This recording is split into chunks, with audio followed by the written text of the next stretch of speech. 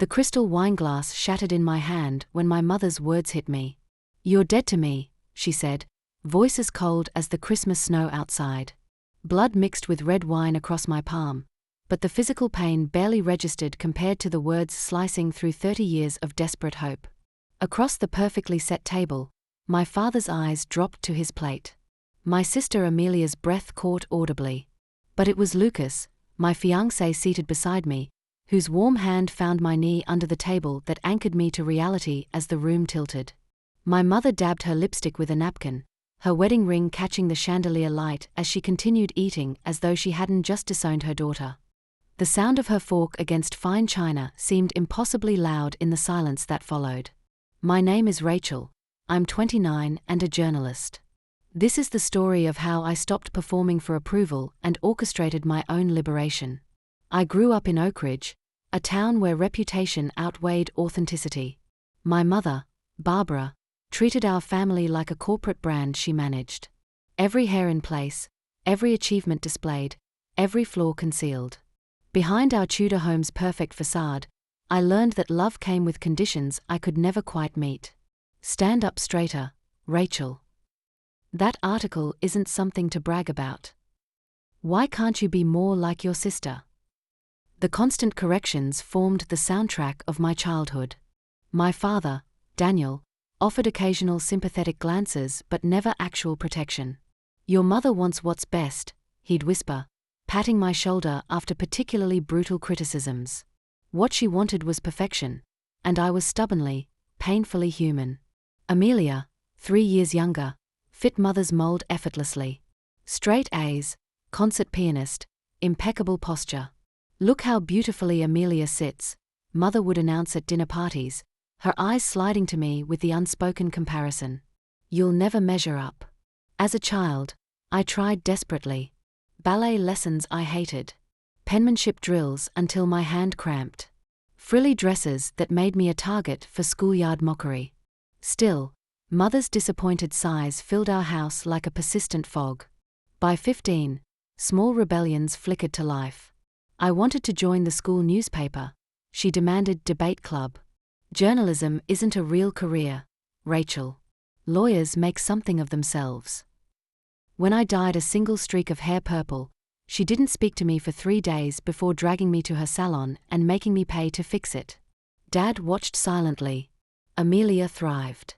I became the family disappointment. That's the truth of growing up in a house where love is transactional.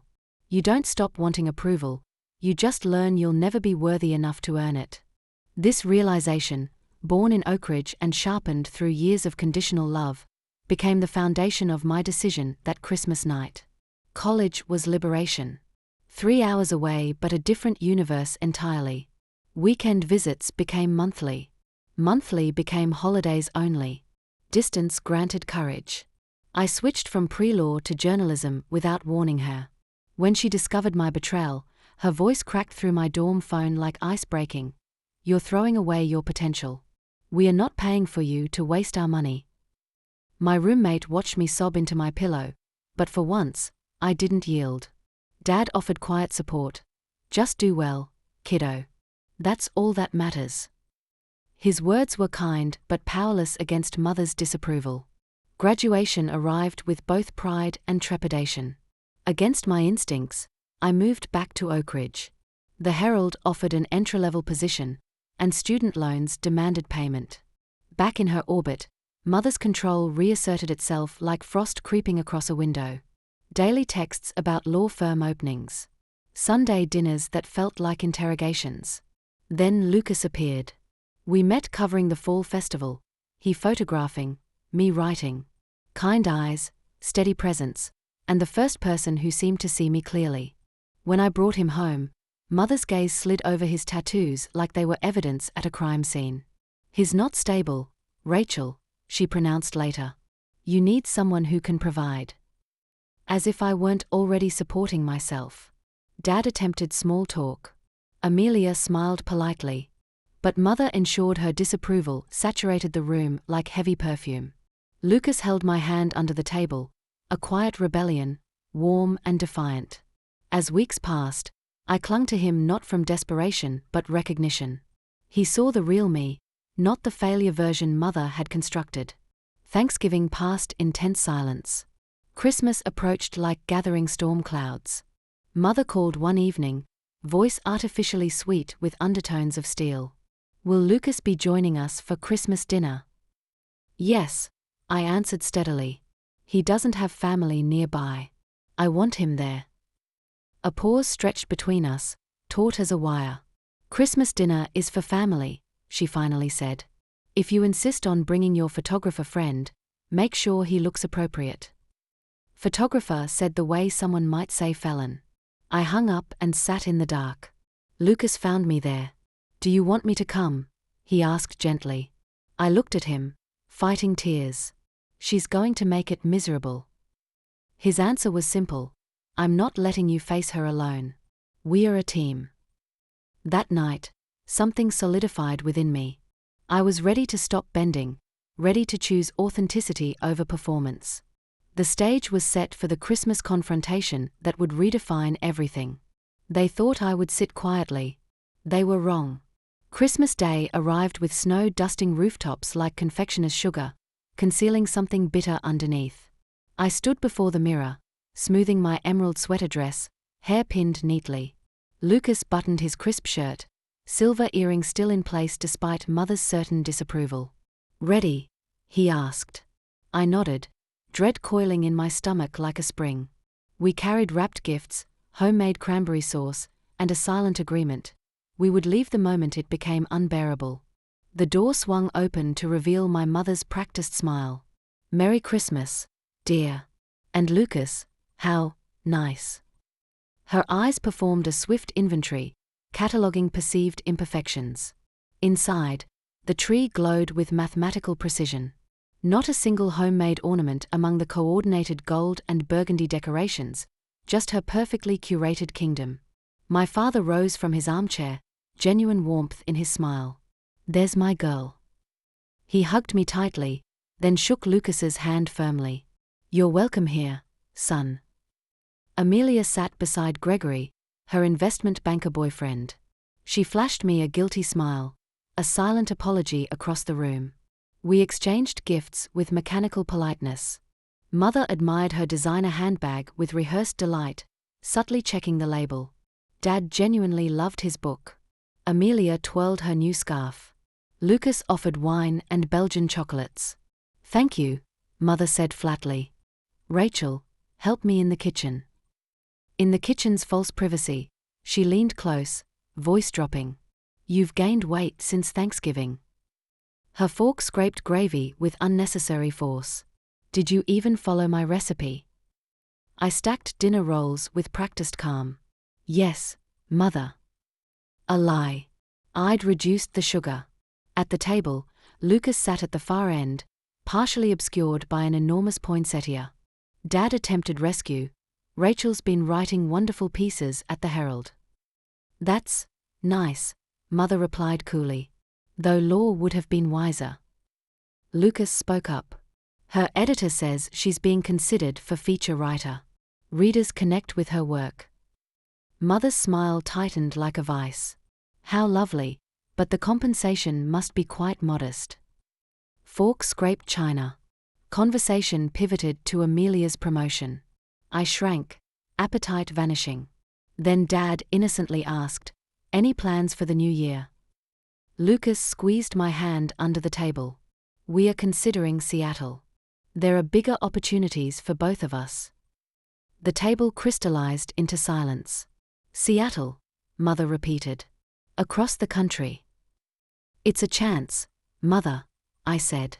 "We are building our future." Her voice dropped to venom. "So you're following him, making reckless choices, as always." "We are partners," I corrected, voice steady despite my racing heart. "We decide together." She scoffed. "Look at Amelia and Gregory. Respectable. Established. Why can't you choose wisely?" "Because those aren't my choices," I said firmly. "They're yours." Her jaw tightened, tendons visible beneath her perfect makeup. "If you go, don't expect anything from us. You'll be dead to me. Silence fell heavy as concrete. Dad stared at his plate. Amelia froze mid-breath. The crystal wine glass shattered in my hand as I set it down too forcefully, blood and wine mixing across my palm. I stood, napkin pressed to the cut. Then there's nothing left to say. Lucas rose beside me. Thank you for dinner, he said politely. We walked to the door, me still clutching my bleeding hand. Merry Christmas, I whispered, and left the house that had never truly been home. That night, tears blurred the Christmas lights outside my apartment window. With hands still trembling, I blocked their numbers, every tie severed. She had killed me at that table, but walking away was my first breath of real life. The silence in my apartment that night was deafening. No phone vibrating with demands, no texts requiring explanations, just me, Lucas, and the raw pain of amputation. I blocked their numbers, removed them from social media, changed my email password. For the first time, I felt simultaneously liberated and orphaned. The days between Christmas and New Year's blurred together. Some mornings I woke lighter. Other mornings, I woke crushed by guilt disguised as grief. My body betrayed me, jaw aching from grinding teeth, shoulders locked tight from years of tension, nights fractured by dreams where mother chased me with scissors, cutting away pieces she disapproved of. Sometimes I sat awake at 3 a.m., apartment dark except for streetlight shadows playing across the wall. I scrolled through old photos, wondering if I had overreacted. Then I remembered her words, "You're dead to me," cutting deeper than silence ever could. Lucas held me through it all. "Are you sure about this?" he asked softly one night. "I'll support whatever you decide." "I've been dying by inches my whole life," I whispered. "It's time to finally breathe." Practical ties unraveled next. I left their family phone plan, purchased my own insurance policy, changed locks so mother's spare key no longer worked. Each severance was excruciating, but each cut brought freedom. Then came Amelia's voicemail, her voice sharp with borrowed guilt. "Dad was heartbroken when you didn't call on his birthday. Mother's barely eating. I'm cleaning up the mess of your tantrum. Call them and apologize." I deleted it. Blocked her number too. At work, my focus slipped. My editor noticed. "Everything okay, Rachel? Your writing feels distracted." "Personal stuff," I said quietly. "I'll get back on track." He nodded kindly. Good writers need to process their own story, too. His compassion cracked something inside me. I wasn't accustomed to kindness without conditions. Lucas urged therapy. Dr. Natalie specialized in family trauma. Our first session left me raw. "What you're describing is emotional control," she said plainly. "Distance isn't selfish. It's survival." For once, someone named the wound clearly, and the naming itself felt like the first clean bandage. Then the letter arrived. 4 pages of mother's precise handwriting, lines swinging between guilt, "After all we sacrificed for you," and threats, "Considerations about your inheritance." Not a single apology. Not one acknowledgement of harm. I placed it in a folder labeled Family Communications without reply. New Year's Eve, Lucas took me out. Over champagne, he whispered, "To new beginnings." I smiled, fragile but genuine. The first month of silence was excruciating. But every severed tie made space for peace. And in that space, my authentic self began to emerge. She thought cutting me off would destroy me. It only planted the seeds of my liberation. 6 weeks later, I made a decision. Instead of running from the past, I would confront it directly. The Herald was interested in a series about emotional family dynamics in small towns. The proposal had been sitting on my laptop for weeks. "Are you sure about this?" Lucas asked when I told him. "It's time to write my own story," I answered, hitting send on the pitch email. My editor loved it. "This has depth, Rachel. Real substance." For the next 3 months, I interviewed psychologists, counselors, and dozens of people from families like mine. I wrote about the suffocation of small towns, the price of conformity, the wounds of conditional love. I never named my mother, but I described the pattern perfectly. The series ran in April. By the third installment, local book clubs were discussing it. By the fifth, it had been picked up by 3 neighboring counties. My inbox filled with messages from readers sharing similar stories. "You gave words to what I couldn't explain," they wrote. "Mother called the day the final piece was published. I watched her name flash on my phone screen, heart pounding. For the first time, I answered. 'How dare you?' she hissed without greeting. 'Everyone knows it's about us.' I took a deep breath. 'It's about patterns, Mother. Patterns that hurt people. You've humiliated this family.' 'I've told the truth,' I countered calmly. 'Something we've never been good at.' 'Your father is devastated.' 'Is he?' I asked. 'Or are you speaking for him, like always?' Silence hummed between us. 'What do you want, Rachel?' she finally asked, voice smaller. 'I want you to really see me,' I said. 'Not your idea of who I should be. Just me.'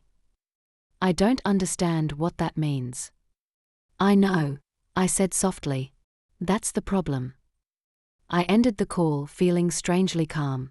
She couldn't hurt me anymore, not because I didn't care, but because I finally understood that her approval had never been mine to earn. 3 days later, an unexpected knock at my door. My father stood there, looking older, more uncertain. 'Dad. Can I come in?' he asked.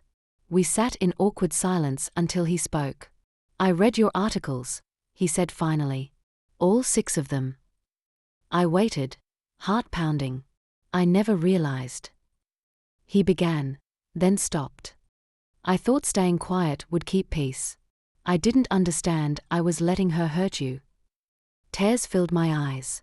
'You never stood up for me.' 'No,' he admitted, voice breaking. 'I didn't. And I'm sorry, Rachel. Truly sorry. It wasn't everything, but it was something real. A crack in the perfect facade. I'm going to therapy,' he said unexpectedly. 'Learning to find my voice, too.' 'What about Mother?' He sighed. 'She's struggling. Your articles forced her to see herself in a way she wasn't prepared for.' I nodded. 'I'm not coming back, Dad. Not to that dynamic.' 'I know,' he said quietly. 'But maybe we can build something new? Just us.' I didn't answer immediately. Trust, like emotional safety, would need to be earned. Seattle happened in June. Lucas's photography studio flourished. My writing deepened with an authenticity I'd never dared before. For the first time, I wasn't editing myself for external approval. New friends entered our lives, not people my mother would curate, but people who valued me exactly as I was. They taught me something revolutionary: love doesn't require performance. I had coffee with my father when he visited in July. It was awkward, halting, but genuine. He was trying. Mother remained in Oak Ridge, still sending occasional guilt-laden letters, still offering no real apology. I didn't respond. I didn't need to. Healing meant accepting I might never get the recognition I deserved from her. No apology could rewrite my childhood. No promise could erase that Christmas night. But boundaries could protect my future. Boundaries turned grief into solid ground. Boundaries transformed silence into peace. One evening, Lucas handed me a simple ring that caught the light exactly like the shattered wineglass had on Christmas. 'Yes,' I answered, tears flowing freely, not from doubt, but because I realized my future was finally, completely my own. When I picture our wedding now, I walk the aisle alone. Not empty, but whole. I'm not the girl desperately chasing crumbs of love anymore. I'm the woman who sets her own table. Seats reserved only for those who show up with genuine love. My mother taught me that family can bury you with words. What she never expected was that I would emerge from that grave stronger, with boundaries that became my salvation. The greatest revenge wasn't exposing her, but becoming exactly who I was meant to be, without her permission. The articles won a regional press award. When they called my name at the ceremony, I stood tall, no longer hunching to make myself smaller. The applause wasn't for the perfect daughter my mother wanted. It was for the authentic writer I'd become. And that, ultimately, was the most satisfying revenge of all.